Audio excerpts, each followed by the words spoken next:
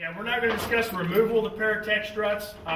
While the rescuer is still within the safety of his trench panel, what he wants to ensure that he does is make sure all hoses are securely fastened to the struts and all of our keeper nails are pulled.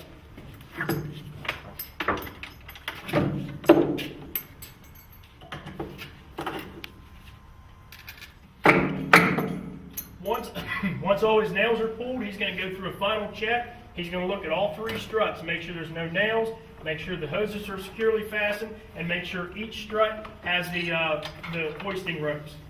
Once everything's good, our rescuer can now exit the trench, and this entire system will be removed from the safety of the top side of the trench.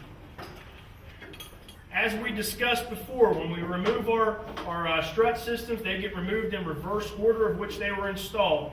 So if you can recall, we installed our bottom first, our middle, and then our top. So when we remove our system, we'll remove it from the top to the middle to the bottom.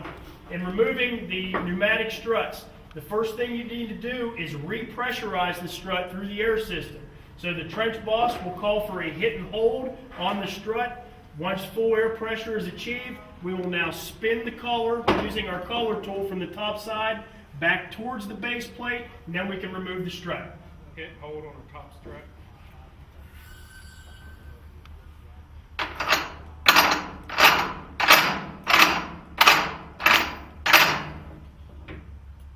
Good. Release.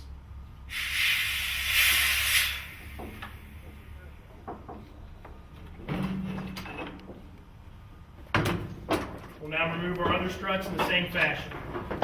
Go to the other side. All right, if you'll notice, when they call for their commands, they're using the color of the hose as which strut they want pressurized or released. It's very important that you differentiate your struts through the color of the hoses, because the guy operating the dead man control is not going to know which strut you want pressurized or released unless you denote the color of the hose. Also, if you notice, when they're removing the struts from the trench, they're trying to keep them somewhat level. If this strut were to become at a severe angle, you can lose the strut end out of the barrel and going to drop half of your strut into the hole.